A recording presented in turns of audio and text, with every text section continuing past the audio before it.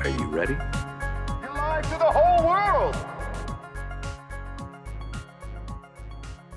Let Me Make You a Martyr is written and directed by Corey Asraf and John Swab, and it stars Sam Quartin, Michael Potts, Mark Boone Jr., Nicotera, and Marilynn Manson. Now, the IMDb synopsis states that this is a cerebral revenge film about two adopted siblings who fall in love and then hatch a plan to kill their abusive father. But after seeing the film, I'm not sure that's 100% accurate. Changes were made to the script and storyline through the filming process, but because of those changes and the fact that a lot of this movie is left to individual interpretation, I can see why some viewers might have a hard time following along. To add more to the confusion, this movie starts in the middle of a different story and is actually more of a sequel to John and Corey's 2014 short crime drama, Judas Chariot. Let Me Make You a Martyr is labeled an action crime drama, but to me it was more of a drama with aspects of crime in it. And the main reason I say that is because 85% of this movie is talking. So in all honesty, as far as the excitement and action goes, it never picked up for me, which I felt made the movie kind of tedious. From someone that's from Oklahoma and knows what its scenery has to offer, I can't deny that the cinematography in this movie is gorgeous, and there are some extremely good performances as well. This is the best performance from Nicotera, and I felt that he showed the most emotion in this movie. Compared to Sons of Anarchy, we didn't get a lot of that with Rad. Now, I haven't seen much from Sam Quartin, but she was right up there with Niko on that emotional level, and they did have some chemistry there and really worked well together. Even some of the supporting actors and actresses gave us some good performances. Rebecca Kennedy, Gore Abrams, Slane, Michael Potts from The Wire, and Michael Seamus Wiles from Breaking Bad were all fantastic. Even John Swab was great. Mark Boone Jr. was good, but wasn't in as much of the movie as I thought he'd be. Marilynn Manson was good for the most part. There were a few lines that felt a bit forced, and compared to Sons of Anarchy, the character that he played, Ron Tully, I really felt nothing more than he's just a good side character. But in my personal opinion, Daniel Martin Berkey gave the best performance this movie has to offer. Now, I understand this is not a big Hollywood movie, so it obviously had a lot smaller of a budget than most of what you would see in theaters today. But perhaps my biggest nitpick was with the amount of special effects. With any crime movie, people are going to die, and while I won't spoil anything, I will say there were several times that scenes were setting up for that to happen, but then it cuts to a different scene, something else that's happening in the movie, and by the time it cuts back to the previous scene, the person that was about to die earlier is already dead on the ground.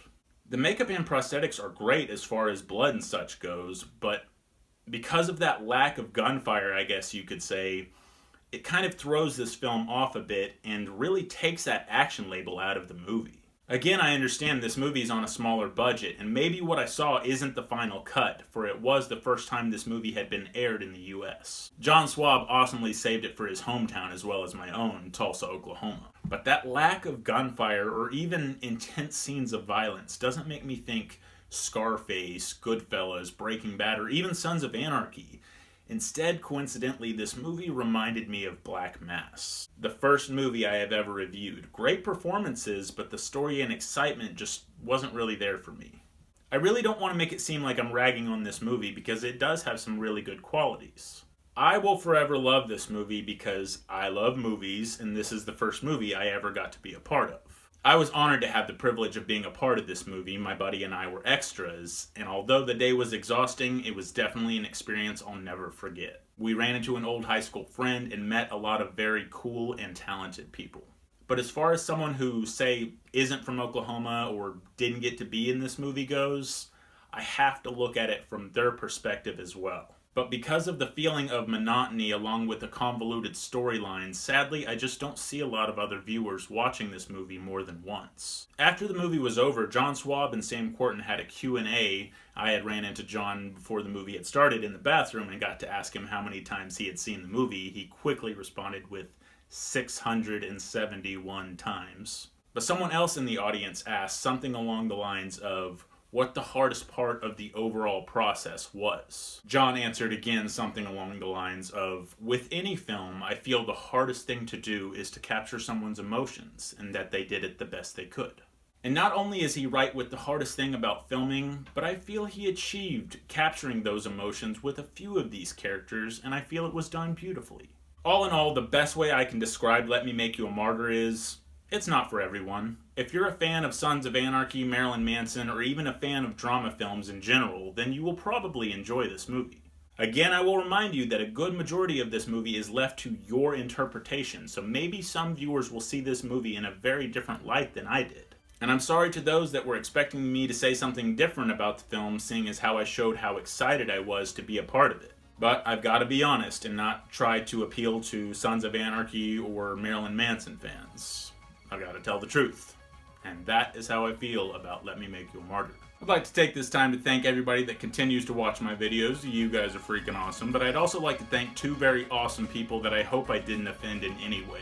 Asraf and John Swab. I am and forever will be grateful for both of you letting me be a part of this movie. I would call you both Pony Boys, but I know just one of you is from Tulsa, so to both of you I will say, stay golden. That's all the time I have for now, guys. Hit that like button, share this video with a friend, let me know your thoughts on the movie when you finally see it. I'm Johnny Be Good with Johnny's Be Good Reviews. Let's hope the next movie will be good.